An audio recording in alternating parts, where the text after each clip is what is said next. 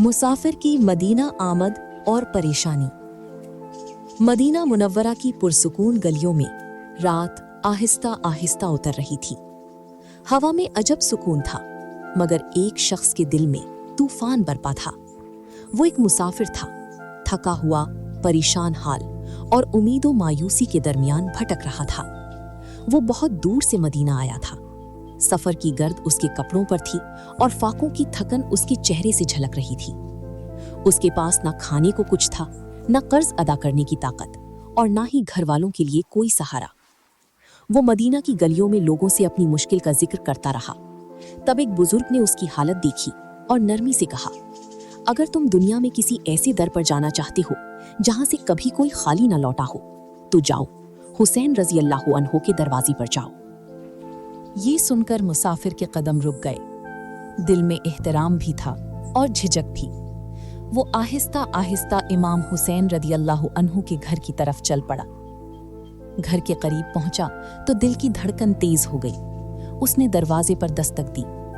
अंदर से नूरानी आवाज आई, कौन है? मुसाफिर ने लरसती हुई आवाज में सलाम किया। इजाजत मिली तो वो अंदर दाखिल हुआ। सामने नवासा रसूल सल्लल्लाहु अलैहि वसल्लम इमाम हुसैन रदी अल्लाह अन्हु तशरीफ फरमा थे। आप इबादत और जिक्र इलाही में मसरूफ थे।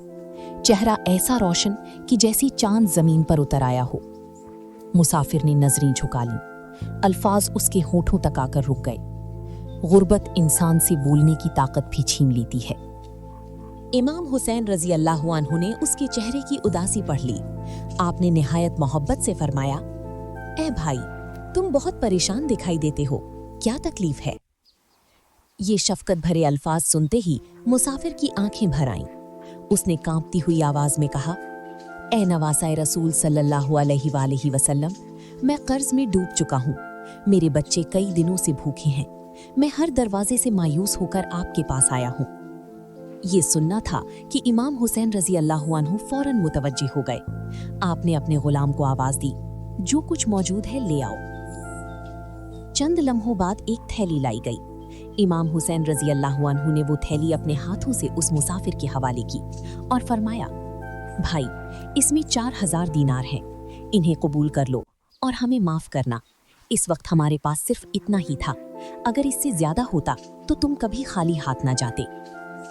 ये सुनकर मुसाफिर हैरान रह गया और देने वाले की माजरत पर उसकी आंखों से आंसू बहने लगे। वो रोते हुए बोला, ए इमाम आली मकाम रजी अल्लाह अन्हु, मैंने लोगों से आपकी सखावत के किस्से सुने थे, मगर आज अपनी आंखों से देख लिया।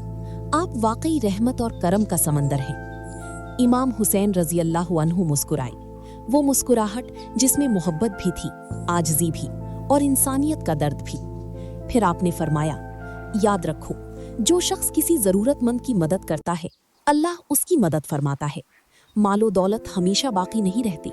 असल दौलत वो है जो किसी के आंसू पोंछ दे, किसी भूखे को खाना दे दे और किसी मायूस दिल को उम्मीद दे दे। मुसाफिर बार बार दुआएं देता हुआ वापस लौटा तो उसके दिल में उम्मीद जिंदा हो चुकी थी। ये वाकया हमें बताता है कि इमाम हुसैन रजी अल्लाह अन्हु सिर्फ करबला की मैदान के अजीम शहसवार ही नहीं थे, बल्कि इंसानियत और रहम की भी सबसे बड़े अलंबरदार थे। अगर हम इमाम की सच्ची मोहब्बत चाहते हैं तो हमें भी किसी मजबूर का सहारा बनना होगा, क्योंकि यही हुसैन रजी अल्लाह अन्हु का रास्ता है और यही इंसानियत का असल पैगाम।